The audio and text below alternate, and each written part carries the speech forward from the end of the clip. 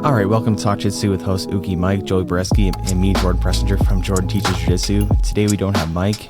His father is not doing too well, so yeah, he'll tell everyone all about that, I'm sure, on the next podcast. And I think he's going to be fine, but yeah, I mean, not ideal to be in the hospital, but yeah, I don't want to go over it too much. But yeah, so Joey, it's been a while. How's everything been going over in Edmonton? Any news? Anything exciting?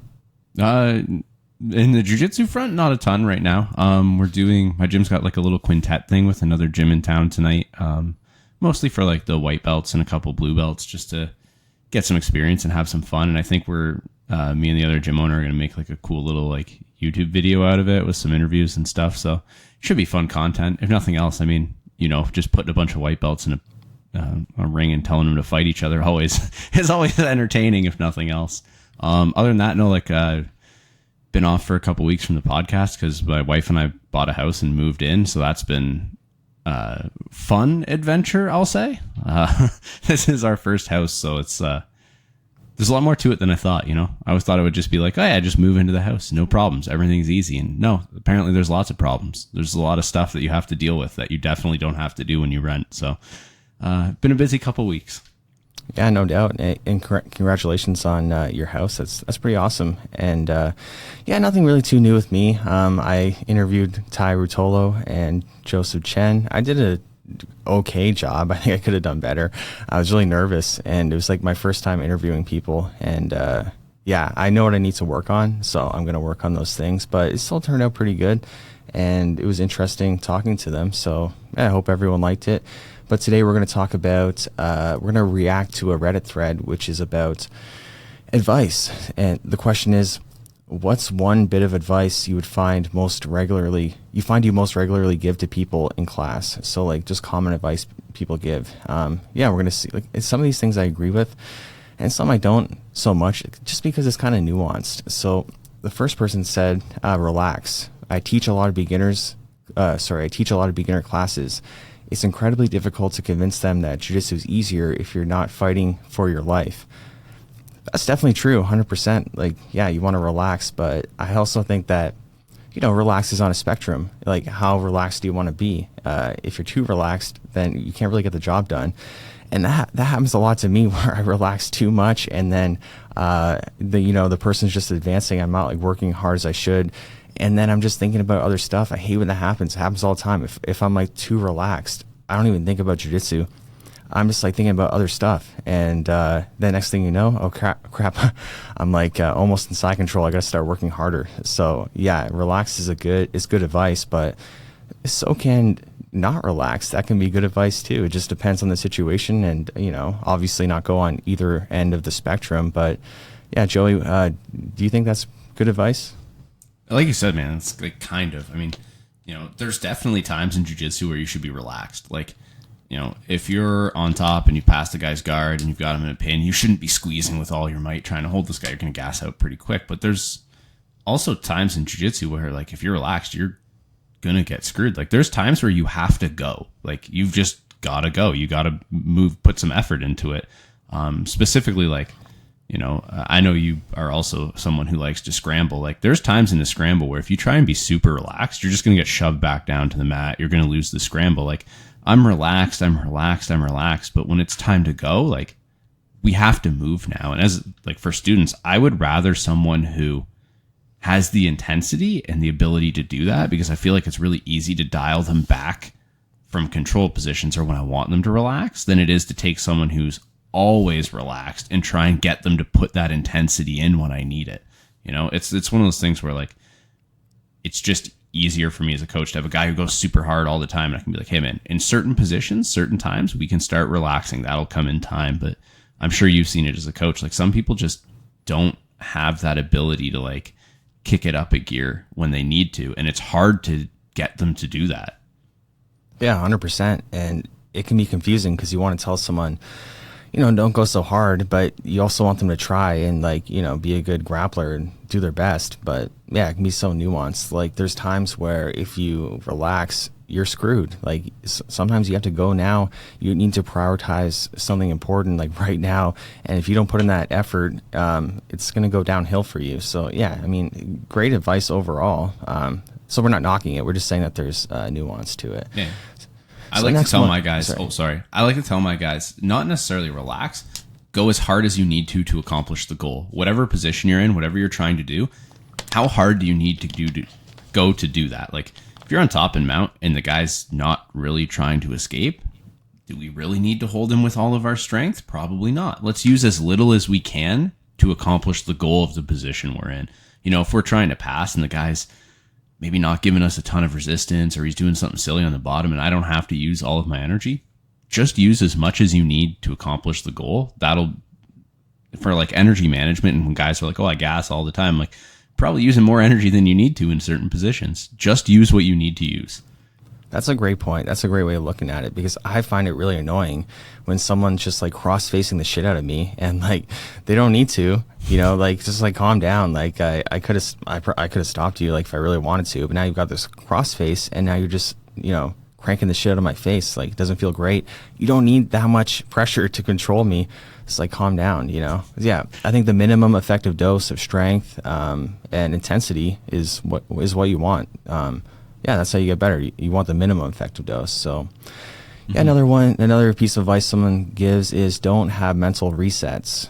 We'll be fighting to pass guard or fighting not to have our guards passed. And we'll be in a little 30-second battle, and then eventually one of the guy passes, lower belts will tend to pause in the new position and then start working. So yeah, definitely that happens all the time. Like, but I do that too. I mean, like, when I'm messing around, I might like try harder to not get my guard passed, but then once they get there, okay, I'll just like, relax and, kind of reset and, take my time, kind of find my opportunities. So like, it just depends on the context. Like if you're, trying to win the role, or if it's a competition, like, yeah, definitely don't let someone settle on you.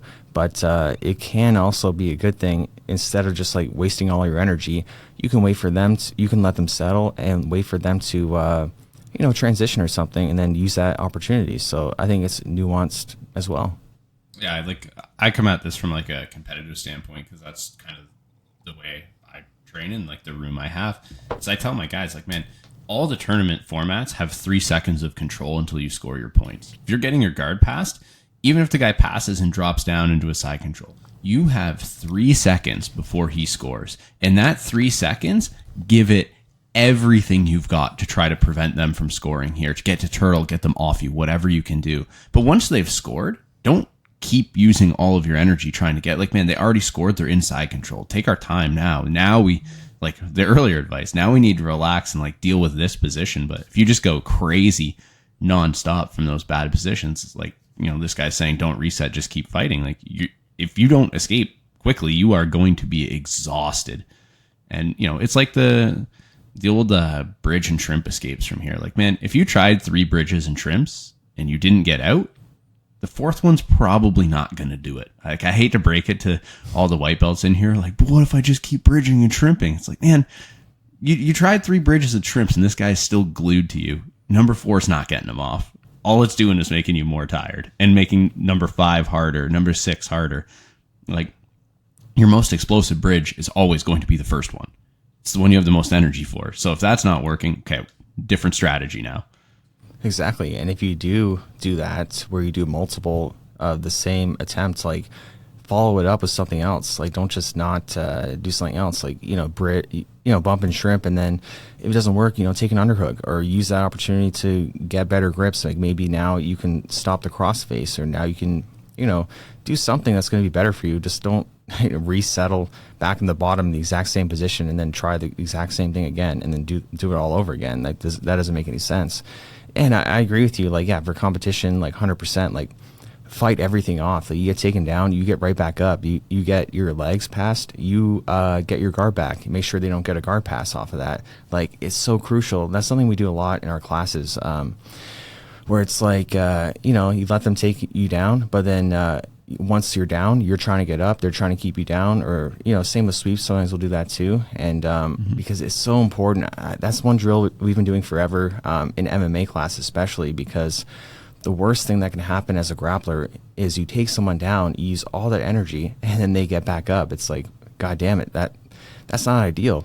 So if you have that skill to keep them down, then you're going to be a lot more successful. And then it's the reverse too of, you want to be able to get up if you get taken down. So like, yeah, that's so crucial. So yeah, it's one of those things where like context matters a lot. Yeah, it just depends on what your kind of objective is. Like if you're kind of just, I don't know, messing around and kind of be more defensive, stuff like that can be great. But like, yeah, if it's competitive, you want to win, whether it's the competition match or the roll. Yeah, definitely don't let the person settle. And I think that's one thing too.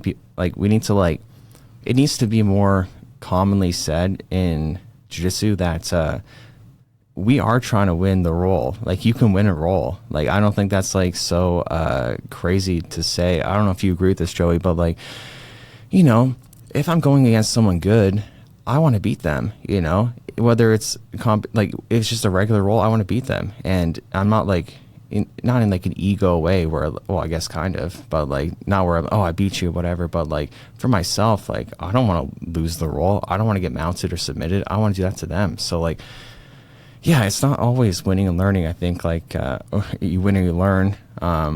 It's like, yeah, you lost. And I mean, you can learn, you do learn from it, but it doesn't feel good. It's still a loss. No, I think this is actually like an important thing to talk about because I think it is a misconception a lot of people have. You should be trying to win the round. Now, you don't always have to try to win the round with your best tools. If you're working on developing your game, like maybe I'm someone who loves playing a lot of guard and I want to get a better game. Maybe I'm going to play from the top position, but I'm still going to try to win the round. Or maybe I'm someone who's working on my defense. Cool. I'm going to let this guy pass my guard, mount me, and then I'm going to try and work back out of there. But I'm still going to try to win the round. If we're not trying to win the round, why don't I just get up and walk away? Why don't I just curl up in a ball in the corner and in the fetal position? If you're not engaging back with the guy, one, you're not getting any value out of it other than just, can I survive? And he's not getting any value out of it because you're not going to show him any of the holes in his game. I mean, I say this all the time from side control. If you put a person on top in side control and you just tell them, just hold this guy. Don't try and submit him. Don't try and mount him. Don't do anything. Just hold this guy down. It's really hard to escape. Like, really hard. But once he starts attacking things, the escape can actually get easier because he has to make space to attack.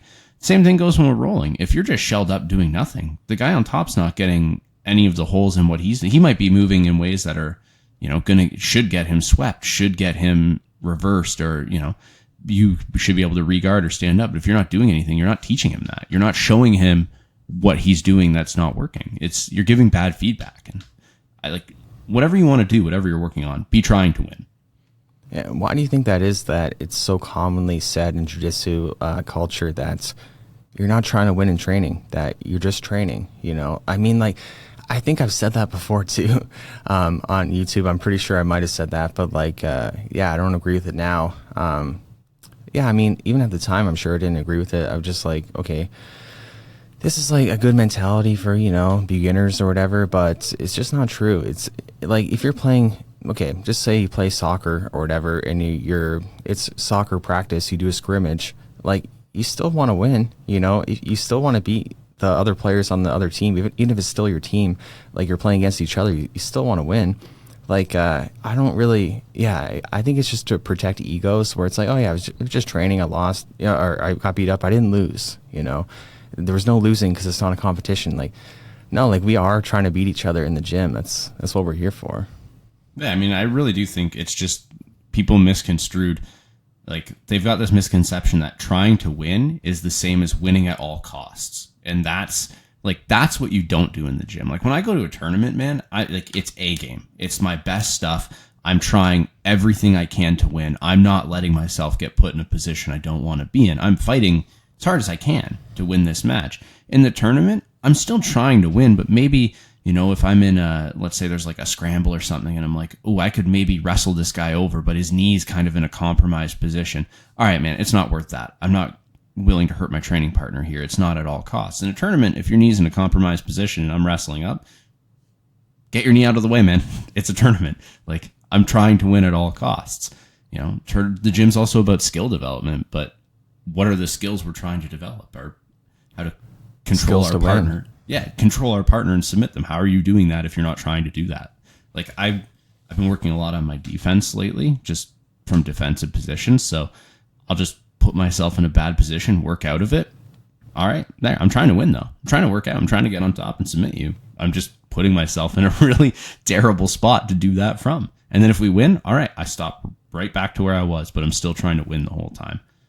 Exactly. Like, you know, if you're playing a defensive type of round, like letting people take position, you're still kind of winning in the sense of if you're not going to let them submit you. Like if you put yourself in bad positions and they don't submit you, like maybe it's not like a win-win, but like, yeah, you couldn't get me. I escaped multiple times. I achieved my goal of escaping once I'm in these positions. So like, in my mind, it's like kind of a win. Like, I don't know. I guess it gets nuanced and it depends on the context too. But something you said about using your A game in tournaments, I think this is interesting too. Like, have you ever had a time where you feel like someone is very much below your level and you just want to open up more and just say, screw it, I'm just going to try different things? Because I've done that before for sure. And I want to get something flashy on them or whatever. And maybe it's actually, the way when I say it now, it feels a little bit disrespectful. But yeah, I feel like when I have that mentality, when I'm doing that, like I find it doesn't work out better. Like it's like I want something flashy, but then I'm trying to force it where it's like better just to, I think, like to flow and just get the job done really. But yeah, it depends. Like, what do you think about that? Yeah, I've actually obviously a lot of the no-gi tournaments nowadays combine like purple, brown, and black belt into one division. So a lot of these tournaments I'm doing, it's like, okay, you know, you've got some mix of purples, browns, and black belts. And like, no offense, there are definitely some purple belts out there. I'm sure that could probably beat me. Like, I'm sure if I went to the world championship at purple belt, there's probably some guys at the top end there that are good. But for the most part, I should be able to stomp purple belts, you know, relatively easily. But so every now and then I go into these matches and I kind of go, okay, the things I'm best at, that's not how I'm going to win this match. I'm going to try and win it using something else. I don't necessarily go in with like, I'm going to twister this guy and highlight reel on him. Now, that would be nice. I would love to do that. But, you know, like maybe I'm in a phase where I'm really feeling leg locks lately. And it's like, okay, I'm going to go into this match and I am not going to leg lock this guy. I'm going to submit him. Like, I'm not a great arm bar. That's never been a really strong suit of my game. So maybe I'm going to go into the match and go, I'm going to try to armbar this guy, whether it's from top or bottom.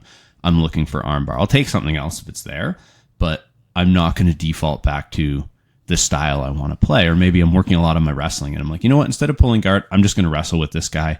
And if he gets the takedown, I'm confident enough I'll be able to just sweep him, get on top, and finish. But I'm going to commit to working on that thing I'm trying to work on. And for the most part, it works out really well. Every now and then, though, like, I have to say, every now and then, you know, you get a purple belt. And I'm like, this will be super easy. I'm just going to kind of style on this guy. And you're like, oh, wait, he's got some fight in him. Uh-oh, we're in a match now. Yeah, you put constraints on yourself to improve. And that's something that I told Audrey, my daughter, yesterday. She has a really good Americana, and she just Americanas everyone. But it's like, I told her, no more Americanas for the rest of the summer. And she's like, why? I'm like, because it's a constraint, and it's going to help you get better. And not that she really knows what I'm talking about, but you know, she doesn't really follow eco and whatnot. But no, I explained to her, like, yeah, you know, it'll give you an opportunity to work on your B game and your C game, like other stuff. And right away, I did see her like going for arm bars and stuff. And yeah, she's not a big arm barer, and it was nice to see, okay, that constraint was helpful because now she can't do what she does best. So yeah, I do that with my students all the time in the gym. Not in tournaments. I let them, like, bro, in their tournament, they can just try and win. But in the gym, like, yeah, there'll be certain games where, like, you know, I'll set the game and everyone will be going, and I'll come over to one group and be like, hey, by the way, you're not allowed to do that. Like, that thing you really like doing, not for you. Because I know you can do this 8 times in this 6-minute round. That's not what I want here. I don't want you just doing the same thing I know you can already do. Let's try something different. You got to figure out another solution to this problem. And I think that's good because there are going to be times, like you said, with Audrey in the Americana, at some point, if she competes enough, she's going to run into someone she can't Americana. It's going to happen. And if you don't have that secondary game, that can be a big problem. There can be panic. There can be, athletes respond really poorly when things go really wrong sometimes. So like, that's why I think, especially for kids, it's really good like that you're getting her like, hey, work on this armbar. It never has to be your number one option. You might never be better at armbarring than you are at Americanaing, but you have to at least be able to do it if you have to do it. Exactly. She has an attractor towards the Americana, and we got to shift her focus elsewhere. And I think it's interesting too. It can go both ways, where you can be like, don't do this technique. We could also put a constraint of you need to do this technique, where you can only go for rear naked chokes for the summer, or this week, or this class, this session. You can only go for one submission, or especially if it's something harder where it's maybe twisters. Like you can only get twisters. Well, that's going to develop your twisters big time. It's not going to be easy, and that's one thing that's better. Well, not better. Good for skilled people, where like instead of just doing everything, they've got a clear target to work towards and that constraint, which is interesting too. Without making this like an eco debate, that like if you teach someone a technique, they say, you focus their attention on they got to get it exactly like that. Well, that can also be useful, depending on your intentions of why you're putting that constraint on the person. So it's so interesting that everything is so nuanced and depends on context. That's the most important thing. I mean,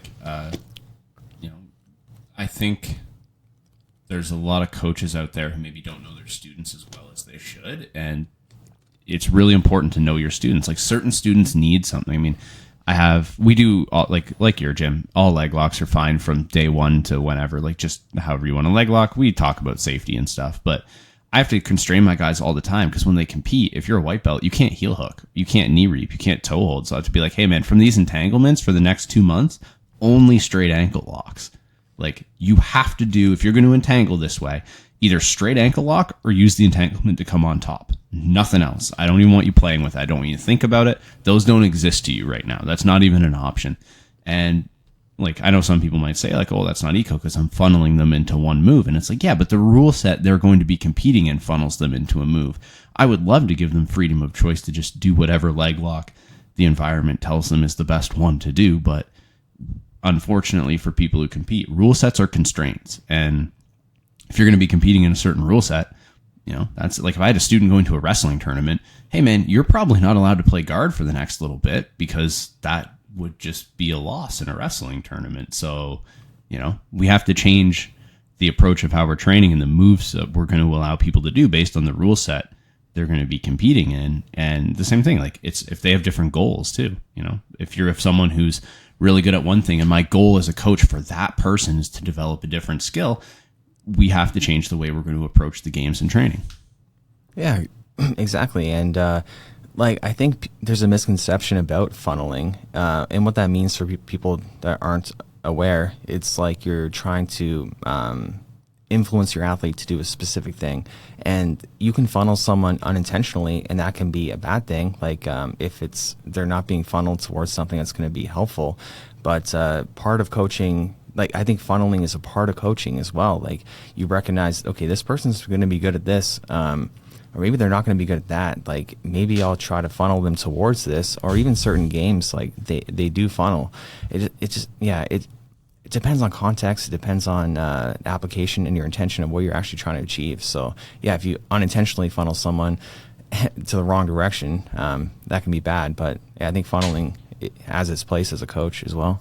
It definitely does. I mean, it's a tool. I had one student who was really struggling with guard passing, a little bit bigger of a guy, a little less nimble, and he was especially struggling. So, one of the first questions I ask is like, who are you struggling with? And he names like all the small, nimble guys in the gym.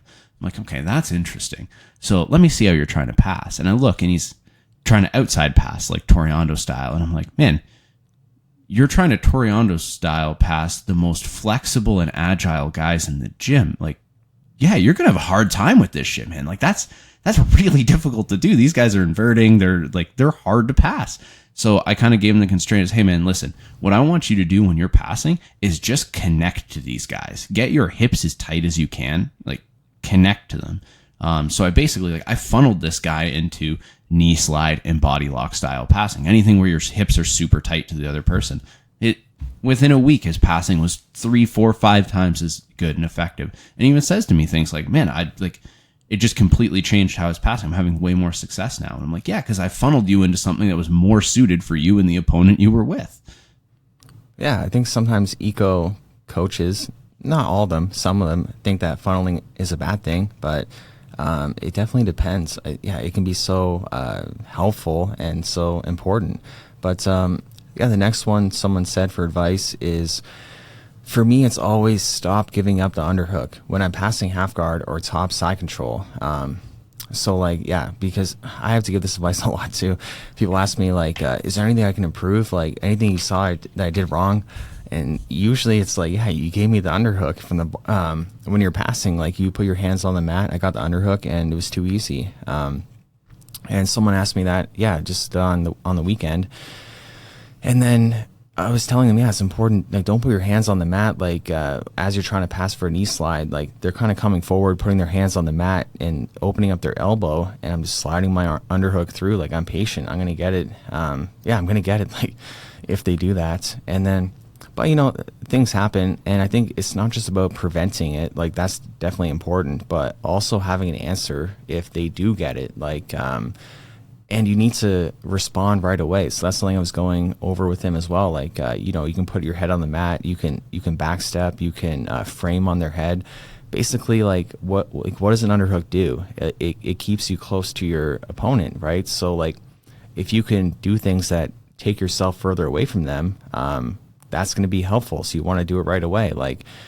Yeah, as soon as someone gets an underhook on me, I feel it coming in as I'm passing. I'm I got to deal with this. I got to do something, whether it's, backstepping or framing or just making sure that they're flat on their back. It could be taking a near side underhook to kind of counter their far side underhook. You need to prevent, and you need to respond right away. That's a great example of something you don't want to be relaxed about. When someone has a really good grip on you and you do nothing, you got to go now. Yeah, I mean, the underhook is as a coach, you're always telling your students if they're ever unsure, you're hey man, just get the underhook. If you're in a position you're not sure what to do, get an underhook. Probably going to be good. But like everything, there's nuance to it. There are things people can do with overhooks. Underhooks are not an instant win in a game. It's not I got an underhook, I just win the round. One of my favorite throws from standing is because I'm really bad standing at getting underhooks. I'm terrible at it. If anyone who competes against me is listening to this, tune out for the next 30 seconds, please. I'm really terrible at getting underhooks. So I've built a whole game off the overhook, the Uchimata off the overhook, the fireman throw off the overhook. I love that overhook. And it's funny because in the gym, everyone's always trained for underhook. So when we do our wrestling rounds, I know everyone's going to take that underhook. And as long as I can get the head position, I can win that fight. So it's not that getting the underhook is necessarily wrong advice. I actually think 95 to 99% of the time, it's great advice, but it's in a context. It's like you said, what are we doing with this underhook? What is the purpose? Underhooks are really good for holding someone close to me. There are situations where I really don't want a guy close to me. Maybe I need him away from me. Well, an underhook is not going to help me there. If anything, it's going to make this a lot worse. So those are situations where I'd say maybe ditch that underhook and get a frame. It could be more valuable. It's all grips are tools. And if you're using the wrong tool in the wrong situation, it's not going to help you. Wrist grips. There are times when wrist grips are terrible grips to have. Not going to be useful. Frames. There are times when frames are not super useful. If I'm trying to keep a guy super close to me and I've got 2 frames with my hands, hey man, your hands are counterintuitive here. They're not helping you. That's not what you should be doing. Maybe we should be looking for underhooks from there. So I agree that getting the underhook is a good general piece of advice, but and especially for brand new people, it's a great piece of advice because it'll help them give a task that's going to work most of the time. But especially as students get more advanced, I think it's really important to understand what the function of the underhook is and what you need it for. I agree. I'll give up underhooks a lot, like from standing as well, like mostly because I just hate when people they grip fight so much defensively, and it's just too much of a pain in the butt to try to get offensive grips for myself. So it's like, okay, you can have a grip on me. I'll give you a little bit, but I'm not going to give you too much. And so I'll just take the overhook and then be effective with that. Same thing with like bottom half guard. Like, yeah, I want you to take the underhook because I'm going to overhook and not let you grab my head, and I'm going to probably butterfly sweep you or triangle you or something like that.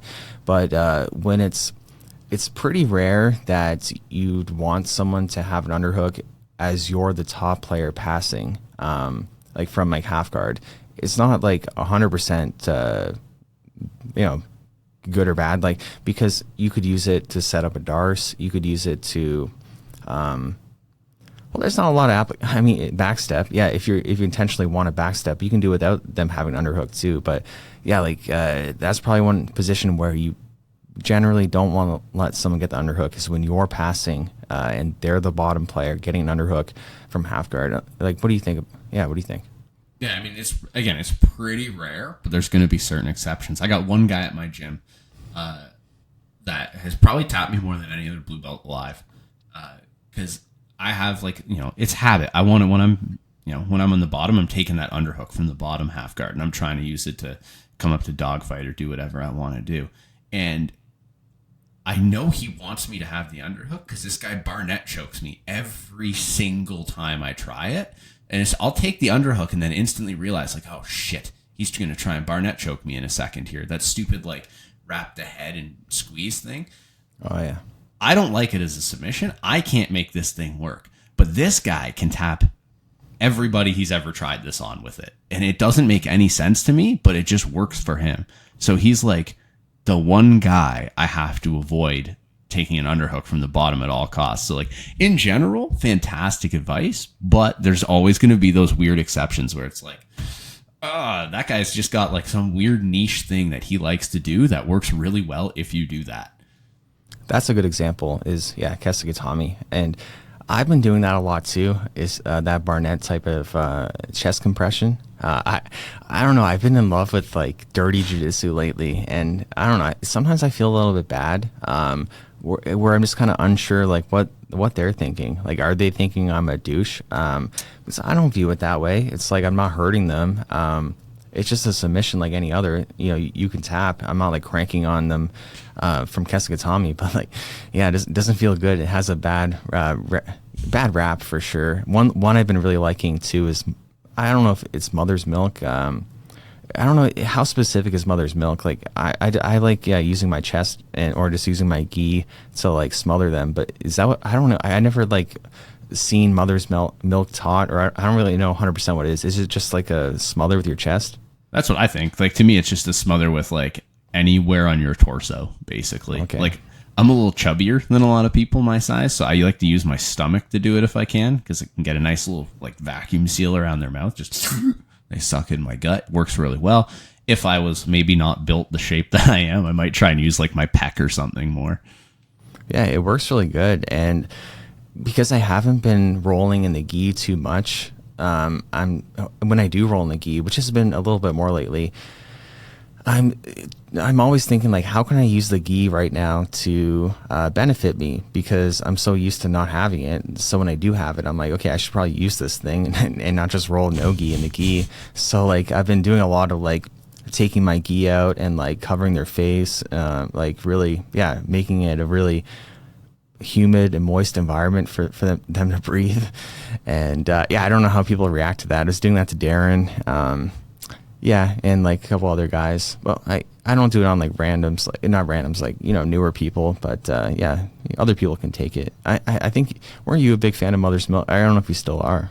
Yeah, oh yeah, dude. Anytime I can smother someone, like, I'm a fan of moves that don't just win me the round, but break your spirit. That's what I want. Like, I like things like a good old fashioned like banana split or spladle, like things that when you get hit with, you're not just like, oh, tap and then stop and reset. When you tap, you have to sit there and have like an internal dialogue where you're like, what am I doing with my life, man? Like, what's happening to me? So like anything where I get to smother someone or like banana split them, I love that.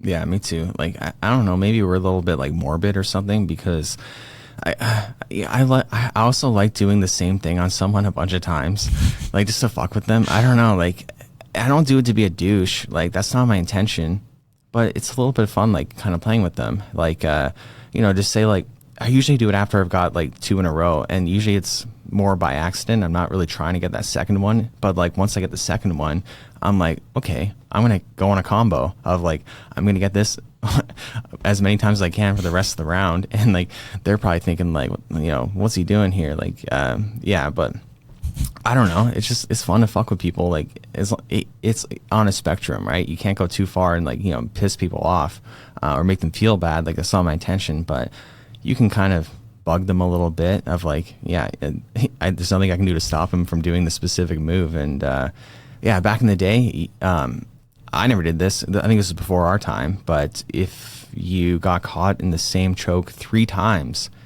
they would put you to sleep. They wouldn't let go, which is super fucked up.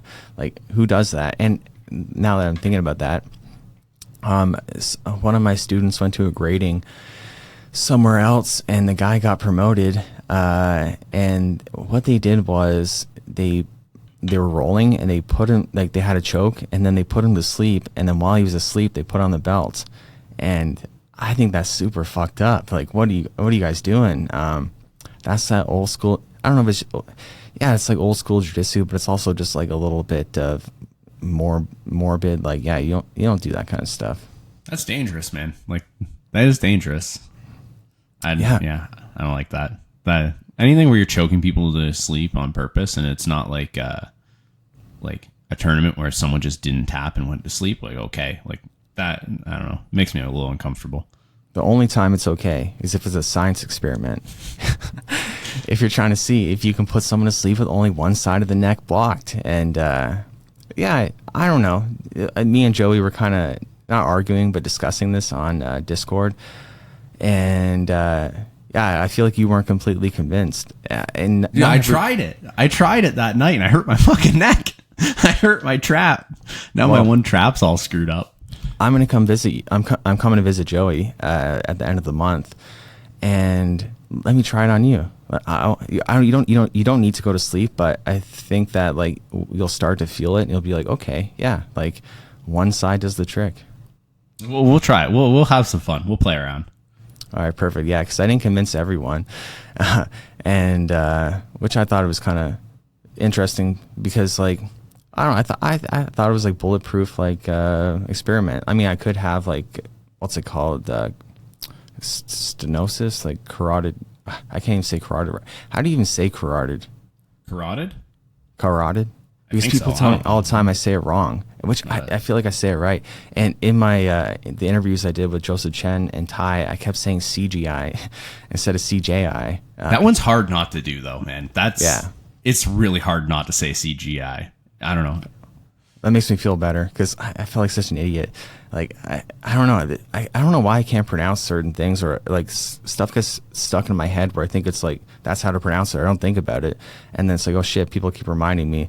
Or even like my spelling's not great either. Like when I got to the deal with BJJ Finatics, for some reason I'm so stupid. I kept writing Fanatics with an I, like Finatics. Instead of an A, and I did that for like so many posts, and then someone said that. I'm like, oh my god, I'm so stupid. But I don't know, like how many times do you write Fanatics in your lifetime? Like, not that that's like a hard word or anything. I don't know. I'm just making excuses for myself. Really, it was a pretty dumb thing. We roll around on the floor for a living. We don't need to know how to spell. Yeah, exactly. I mean, in my defense, like. I didn't do great in school, and like Nikki like did a lot of my homework for me, and yeah, in my projects she made sure I passed. So like maybe I should have paid more attention, because maybe these kind of things are helpful. Like as an adult, one thing I can't, not to go too off topic either, but I can't write properly either. Like just in the sense of I think most people go from the bottom up, but like I go from the top down. And like, I don't know, I guess all my letters, I don't do them how everyone else does them. And people like, they always like mention it when they see it. They're like, man, you write so weird. And I'm like, I don't know. I remember like in like grade 1, I didn't do it the way they said. I just did it whatever way I wanted. Like when you're like tracing the letters, I just did whatever I wanted, even though it told you which way to do it. So like that fucked me up for life. I can't write properly anymore. I've seen your writing though. It's not that bad. No, it's pretty bad. It's not that bad, man. Like I've seen way worse. Mine's terrible. Mine's actually like illegible. Yours is not that bad. Like it's not. You're not going to win an award for it, but it's not that bad. Yeah. See, I do it wrong, and it's still yeah, like you said, it's still legible. So like, you know, it's unique to the individual. It's you know, everyone has a different way of doing it, and you know, self-organized. But yeah, I don't know. I just want to make eco joke. But before we move on to the next one, I also wanted to stay on the topic of underhooks for another minute and just talk about the near side underhook, because I talked to Jozef Chen about this too. And I much prefer the near side underhook. If I can get one, it's going to be the near side underhook. And I think it's better than crossface, and I think it's better than a far side underhook in most cases. I mean, you can't say one's better than the other, like because it's totally situational. But like, I think it's underappreciated. And anytime I can get that near side underhook from half guard or wherever it's from, like I'm going to take that. I agree with you, man. I love the near side underhook because it gives me control of that shoulder. And if I can keep that shoulder up off the mat, you can't turn that way. So I don't need a crossface if I have the underhook. But it also, having that near side underhook gives me the possibility of back exposure on that side. Like I can force you with that underhook to turn away from me. So like to me, it does all the things a crossface does without locking me into this static position. Like the crossface is great for control, but you can't remove the crossface to do anything else with that arm, or you lose all the control. Whereas I find the near side underhook has all the benefits of the crossface, but also gives me more offensive options. Yeah, exactly. I think that it's harder to lift somebody up when they have the near side underhook compared to the crossface. Like sometimes from half guard, someone can still lift you forward, enter a leg lock if you have the crossface. Which like I noticed that was happening to me sometimes, and I was like, I don't want this to happen. And then I kind of figured out, okay, if I take the near side underhook, this is usually going to be way more effective of stopping that. So yeah, I really like the near side underhook. And so yeah, the next piece of advice someone has is don't be nonchalant about getting caught in someone's close guard. Nothing good happens to you in close guard. All your energy needs to go into escaping once you're there. Yeah, I agree. Like that's one thing. For a while, I was in my advanced kids class. I would have it where if they got caught in close guard, they would need to do 5 push-ups just to get in their head, like, do not go in close guard. And I like push-ups for kids sometimes, like a punishment, because I think that really encourages them because they're so competitive. They want to see their partner doing push-ups. But yeah, I don't know. I won't talk about this too much. But yeah, like for kids, it can be a good thing. So I think that advice is really good. The only time you really want to be in someone's close guard is if you need a rest. You know, like just say like you're winning the match, and it's safer to enter their close guard compared to like their open guard. Yeah, like go in their close guard and stall a little bit, like if you need to. Yeah, but generally it's just a lot of extra work to, you know, break the close guard and then pass the guard. You're just adding an extra step to what you didn't need to do. Yeah, I hate close guard. That's my jiu-jitsu tirade. If people tell me they're close guard players, I'll lose my mind. I hate close guard with a passion. I hate it on the top. I hate it on the bottom. I hate everything about close guard. Like half the games we play in my gym when we're doing guard passing stuff are like starting in a position, and if the bottom player can wrap their legs and close them, that's it. They win. Like you can't let people close their guard. I cannot count the number of tournament matches I have seen from all belt levels where someone gets a close guard and the rest of that match is spent in that close guard because the person on top can't open it to free and the person on bottom won't open it.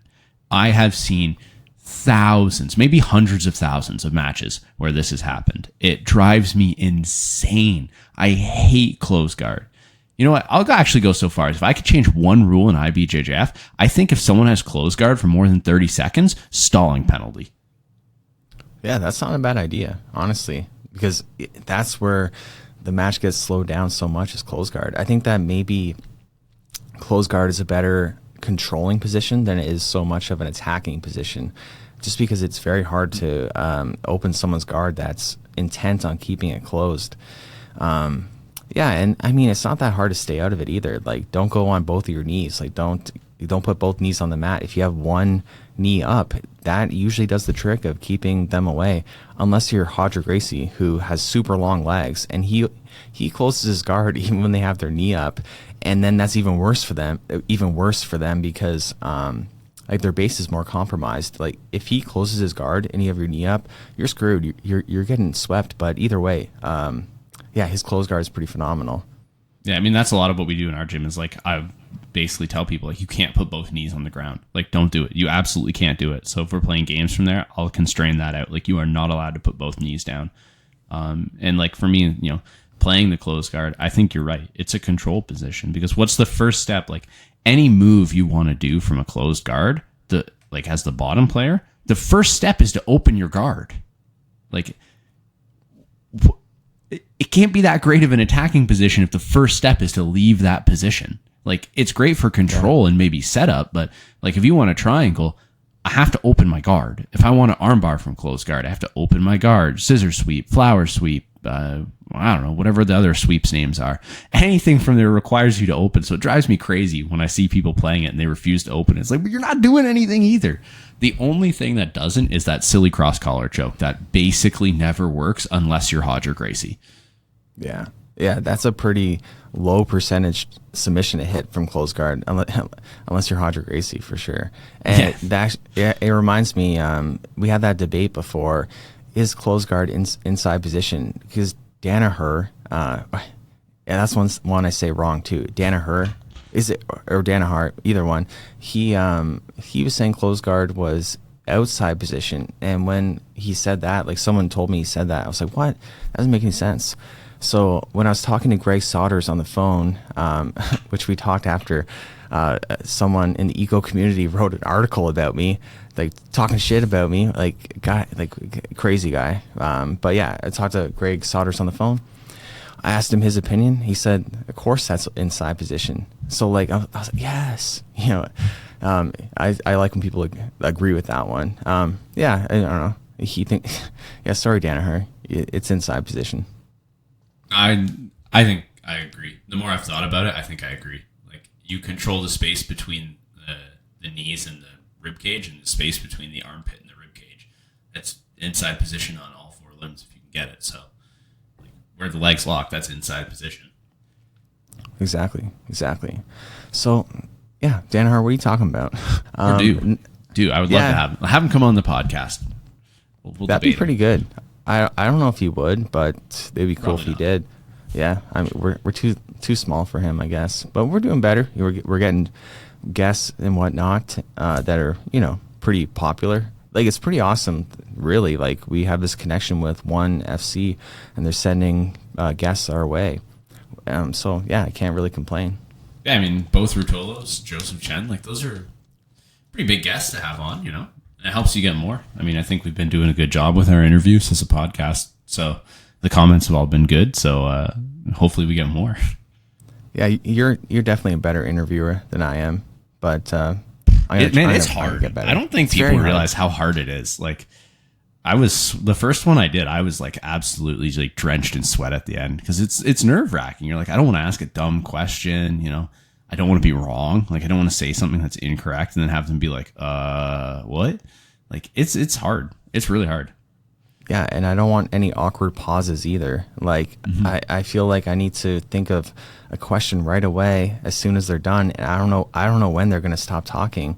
And so then it fucks with my head, and yeah, I don't want to be put in a position where, like, I don't know what to say, or, like, it's just hard. Yeah, but I'll get better at it. But yeah, you know, people don't need to point it out either.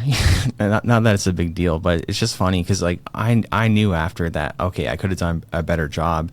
And then, of course, I get a couple comments that are like, hey, Jordan, relax. Like, like you're too tense, or like the questions you were asking in the beginning weren't great and they were better near the end. Like, I know you don't need to tell me. Like, it's fine. Like, it doesn't bother me, but you could just, I already know, but it's all right. It's hard. It's like you said, man, like, because you don't want those pauses. So you're trying to have a question ready or something to build off for when they're done talking. But then if you're thinking about that, you're not focusing on what they're saying now and how you can organically build. But if you're focused on just what they're saying and there's nothing to build off, like it's a statement that just has an end, it's like, oh, fuck, I don't have another question ready. Like, there's an awkward pause now. So like, it's hard to balance the having stuff ready to go and like topics and you don't want to jump all over the place if you can avoid it. You kind of want to like, build if we can. So like, it's really tough. I definitely have, like, having done only a couple interviews, I have a new respect for people who like interview people for a living and journalists, because that's not easy. It seems super easy. Like, just talk to the guy. It is not.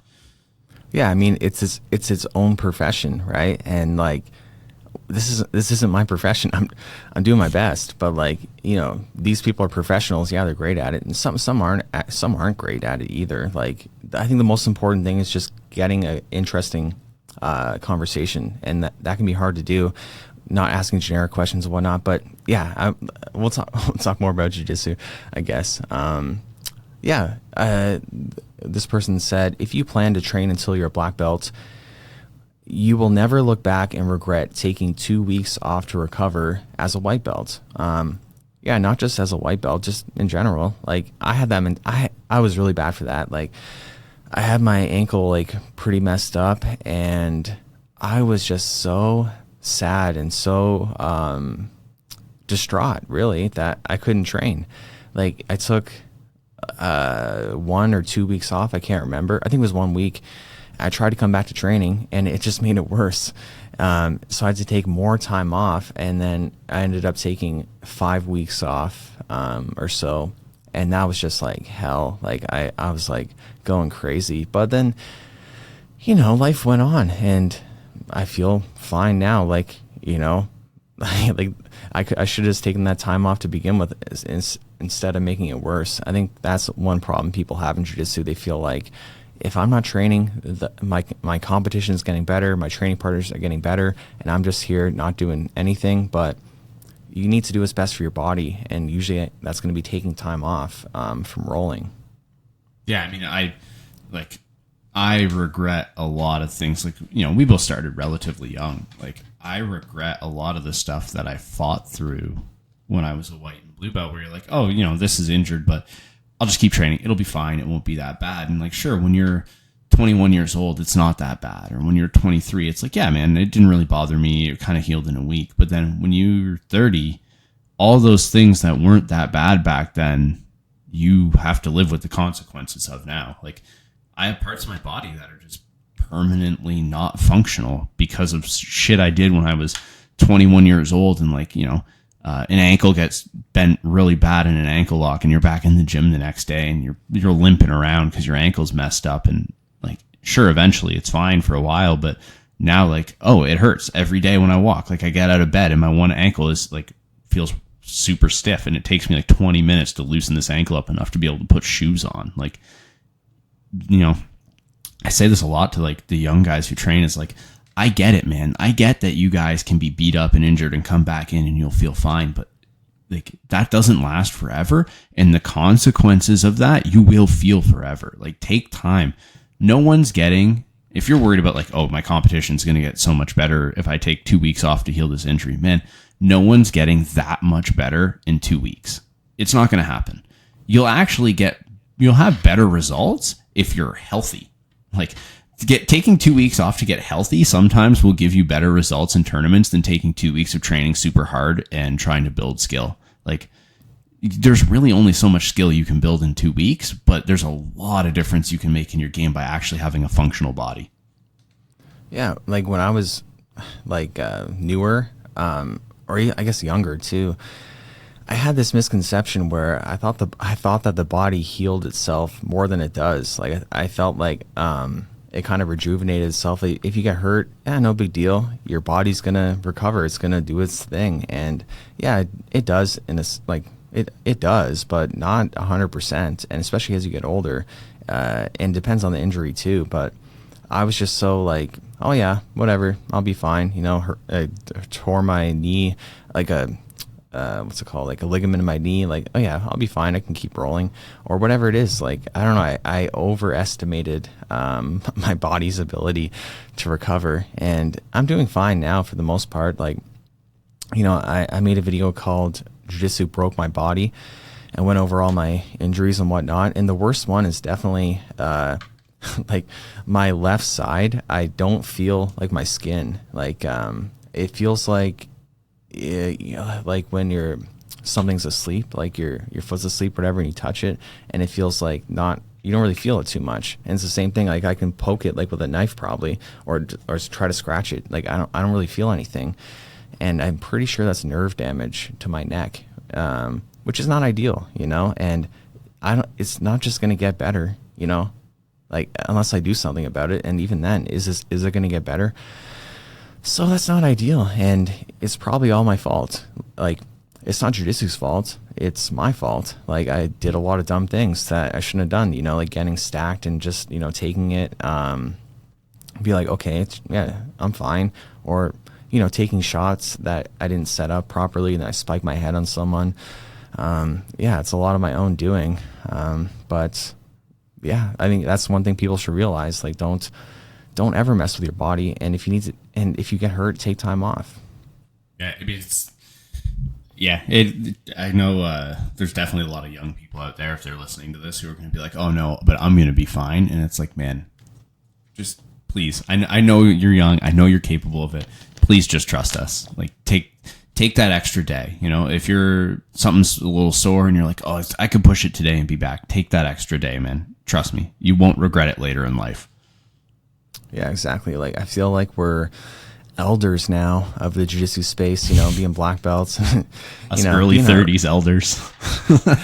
Yeah, exactly. It's a pretty cool thing. Like, I think, like, being a black belt at a young age, because I remember when I was coming up, most of the black belts were a little bit older, and yeah, I was kind of proud of myself. Like, oh, I'm a young black belt. It's like only in my 20s, and yeah, even now, like, it's pretty cool that I'm gonna have my second degree next year, and yeah, I'm only 33. I'll be 34 at the time. Yeah, it's cool. I think it's cool to be like an elder in the sport, but still pretty young. And it's interesting too. I think seeing the current generation and the culture and everything like that, because I feel like it's changed so much, and that makes me feel like an elder too sometimes. And where I feel where like the typical elder of like, oh, I know best and stuff like that, like you should listen to me. But it is true to, in a sense, like, you know, I think we have a lot of wisdom now from like doing stupid things. And yeah, it's a weird position to be in, though. I don't know, like what does it feel like being someone that's been in the sport for so long? Because you've been in a little bit longer than me, and then now it's really exploded in popularity. Like, it was not this popular when we started.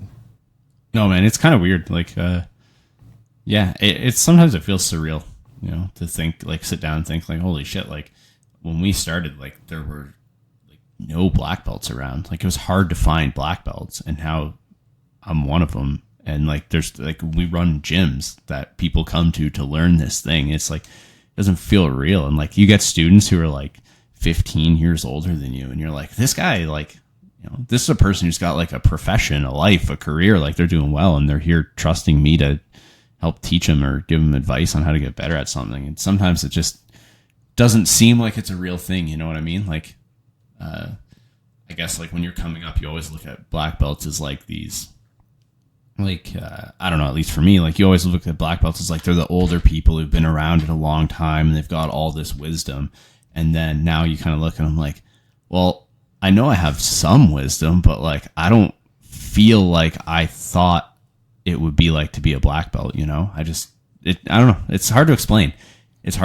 But the way I always thought black belts were and what I thought they were, I don't feel like that's who I am. So it's a little strange.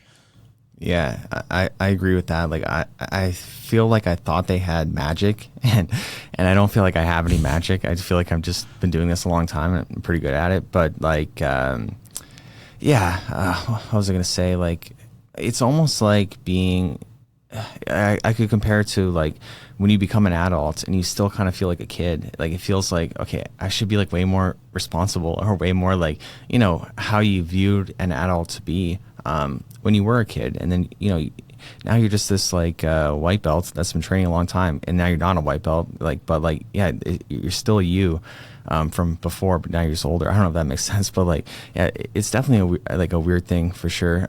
Because yeah, like you own your own school, I own my own school. Like we make a living from jiu-jitsu. I have a YouTube channel teaching jiu-jitsu. Like it's just crazy what has happened, and it was just me and you. Well, not just me and you, but me and you and, you know, other people in a squash court. Pretty much just us, man. There weren't many. It was small. Yeah, and not many. Well, I wouldn't say it's that bad for like how many kept training, but overall, not that many people kept training. Like it is in a sense like, you know, it's not who's best, it's who's left. But yeah, I mean, there's actually quite a few people that are still training that were training back then, but. Yeah. I mean, it is like, it's the big thing I got to tell these guys. And, you know, no one ever believes it, but I'm like, this is not a sprint, man. This is a marathon. Like we were talking about the injuries and stuff. Like, dude, take 2 weeks off. Because when you're 15 years in, what's 2 weeks? Like, it doesn't even matter. It's nothing. You know, you're, what is it, 52 weeks in a year or something like that? So let's say you train for 10 years to get a black belt. That's 520 weeks. You take 2 weeks off, you still train for 518 weeks, man. Like, come on, it doesn't matter. It's so little time in the grand scheme of things. Take the time off, heal up. If you're in this for the long haul, it's a lifelong activity. Yeah, listen to your elders. Like, we know. But yeah, before we end this, I just want to ask one more question too, or get your opinion. Like, how do you think jiu-jitsu's changed culturally? And do you like it as someone that has seen it all? Like, because I got to be honest, like, I don't 100%, like, I do like it, but I like the old days too. Like, I don't know, I kind of miss the old days sometimes where, like, it was a little bit more like grassroots and more underground. And, like, it was just, I don't know, maybe it's like nostalgia, I guess. And there's certain aspects of the culture I don't love either. Like, I guess, like, what's the way to describe it? Kind of like Gordon Ryan stands, like people that are like all about that kind of stuff. And it just, I don't like that part of the culture. But yeah, is there anything you don't like about the culture, or like you miss about like the old ways? Or yeah, what do you think? Oh man, it's like your favorite like indie band finally got discovered and got huge, and you're like, man, I loved like when it was small and it felt special to be a part of like that small community and like the same thing as these people, and now it's just so popular. And obviously, like, as things get more popular, they attract people who like aren't the same way that like the original community bonded because they loved this one thing. And now you're getting people in, and it changes as things grow, they change. But I think jiu-jitsu is undergoing like probably the biggest culture shift it's ever gone through. Like, obviously, like, I wasn't around for this in like the early 90s and shit when MMA started. Like, I was born in 92, so like I think the UFC started like a couple weeks after I was born. So yeah, a little unfair of people to expect me to be like, well, you weren't around in the early 90s. Yeah, I wasn't born yet, man. Like, come on. But as far as I've been in the sport, this is definitely like the biggest culture shift. It's becoming more mainstream, especially in the Western world, like Canada and the US.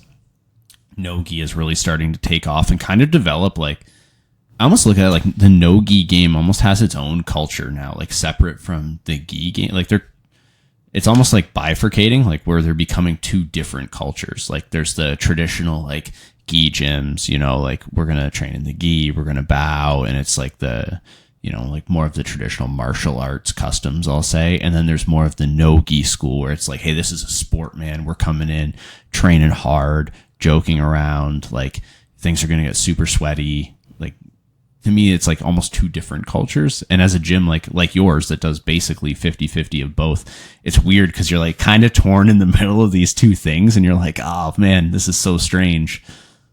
It definitely, they have different cultures now, where before they kind of did, but not nearly as much separation. Like, People, I don't know. Nogi was a little more MMA back in the day, and it was, tap out shorts and stuff like that. Like that was a little bit before my time, where people were big into tap out. But yeah, it's definitely changed. I think it's funny. I made a video about how jiu-jitsu's changed, and some people were like, "Oh, well, you've only been training, like 12 years or whatever. Like, what do you know? Like, you're still like."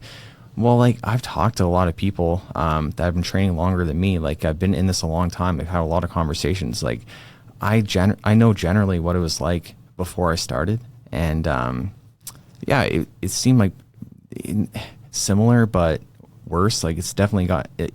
When we started, it had gotten better than what it was, but like definitely there's been a huge shift since we started. Like it has been like a long time, but like man, it's different now. And I think comparing it to bands like an indie band is a great way of putting it, because there's some like great underground bands that are really enjoyable, and then they reach success, and that's great for them, but there's also some like cons that come with it, and yeah, it's just some parts of the culture I just don't really like, but yeah, it's just me being an old man, like, don't, yeah, it's mostly it's like the Nogi culture, but like I like a lot of the Nogi culture.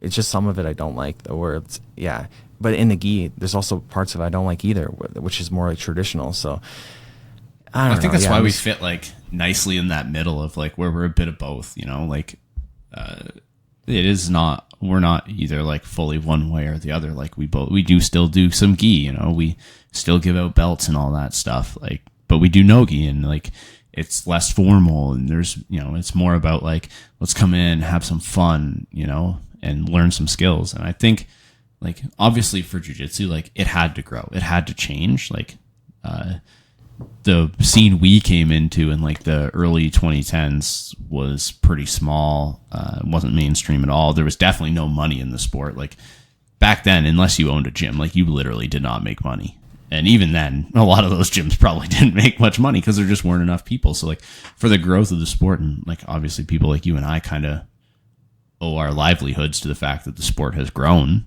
significantly, not in small part like because of like, you're the only real gym in the area you're in. Like it's grown because of you and because of the effort you put in to grow it.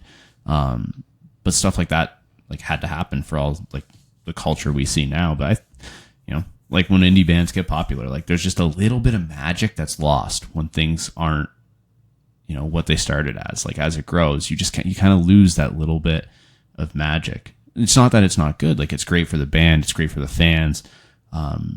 There's good that goes all around, but there is something that's lost. And I think, maybe it's just like old nostalgia, but like, yeah, I definitely, like a part of me does miss the days when gyms weren't like these big fancy things. And it's like, yeah, man, we're showing up to an open mat at a gym and it's in a random squash court, and you feel a little unsafe every time you show at a gym because you're like, I don't know where the hell this thing is. And it's uncomfortable and it looks like nothing's been cleaned in a decade.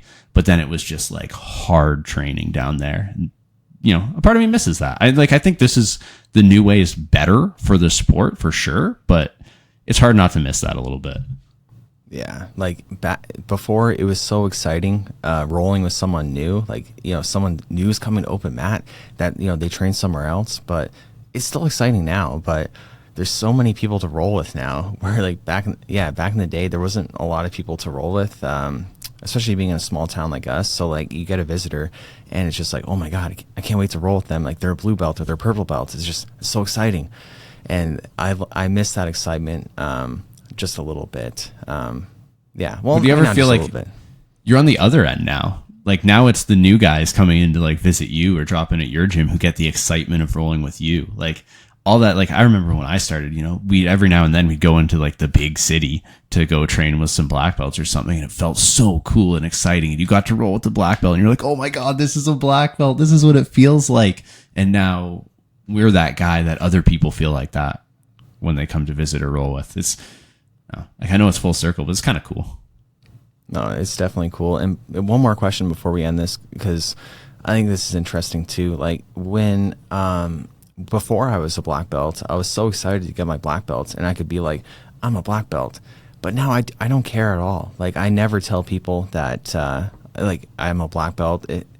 If like, I'll just say I do jiu-jitsu. Like, if someone asks about it, oh yeah, like, yeah, just like a general question, I'll be like, yeah, I do jiu-jitsu, but I'm not going to be like, oh, I'm a black belt in jiu-jitsu, you know? And yeah, I don't know. It feels weird to me, like, because I don't think it's a big deal, because I just think that, like, yeah, I'm pretty good, but like, there's lower belts that are good too. Like, it's just, the belts don't matter that much, and I feel weird, like, making it a big deal. Like, it's even like recognizing it even. Yeah, I actually go out of my way actively to avoid telling people I'm a black belt. Like, when I go to tournaments or something, if I'm talking to someone, I'll never tell them if I can avoid it. Like, if they ask me straight up, like, you kind of have to answer, to be honest. But if they're like, oh, what division are you in? I'll be like, oh, I'm doing under 160. Like, I won't be like, oh yeah, black belt under 160. Or, you know, I just try and avoid it. Or just people ask them, like, yeah, I do jiu-jitsu. They're like, how long have you been doing it? I'm not like, oh, 15 years. I'm like, a little while. Like, yeah, I don't know. It just feels weird.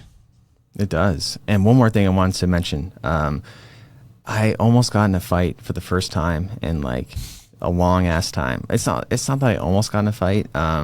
I mean, kind of. Like, it was Canada Day, like fireworks and whatnot, and this guy was like yelling at his wife, and then he was yelling at someone parking next to him.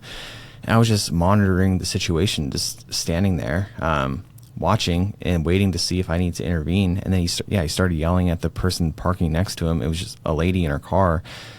And then I was like, okay, I got to do something. So yeah, like I told him, like, you know, to stop. And then he's like, oh, what are you going to do about it? And I'm like, what do you think I'm going to do? So, which I think, looking back, I was like, that was a pretty cool line. And he's like, what are you going to, yeah. But it was a tough thing, because my rational side said, don't provoke the fight whatsoever. And I didn't. Like, I did only enough to tell him, like, yeah, don't be yelling at people, and, like, you know, stand my ground. But like, the devil on my shoulder definitely wanted to, like, escalate a little bit, and you know what I mean? But like, I didn't. I'm proud of myself for not doing it. But man, it was hard, you know, just like, I don't know, it had a little bit of excitement to it. But it's funny, because I made a reel of like saying, like, I haven't even seen a street fight in like 15 years. And then right after I make that, I get in this altercation, and yeah, we didn't fight. And yeah, he was like calling me like a goof and whatnot. I'm just like, I don't care what you say, whatever. Like, he was calling me that after. And for those that don't know, calling someone a goof in Canada is like one of the worst things you can say to somebody. Well, it depends. Like, if you know what a goof is, then yeah. But like, it doesn't bother me. But like, a lot of people don't know. A lot of people don't know how like derogatory and like fighting words that is, which I think is funny. Like, non-Canadians, like, yeah, goof doesn't sound like a big deal, but you can't call someone a goof. Every other country's laughing at us right now. They're like, man, these Canadians don't even know how to insult people.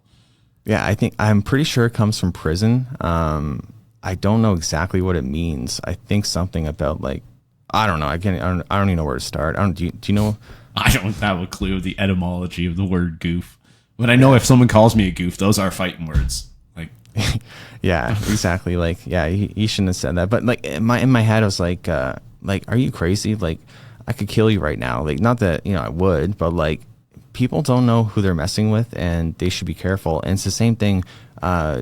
Him, like, I know I could kick his ass, no problem. But like, it was going through my head, like, I don't know if he has a knife. So like, I don't know who I'm messing with either. So that's why. Well, that's not the only reason why I didn't escalate it, but like, that's definitely an important thing. You never know who you're messing with, for him and for me, always. So like, yeah, people shouldn't fight. Yeah, I just want to share that story. But yeah, it's been a great podcast. Sucks not having Mike here, but yeah, I'm sure he'll be here next week with hopefully some good news. And we're thinking about his dad, and hopefully everything's all right. So yeah, thanks for sticking around till the end of the podcast. We'll see you guys later.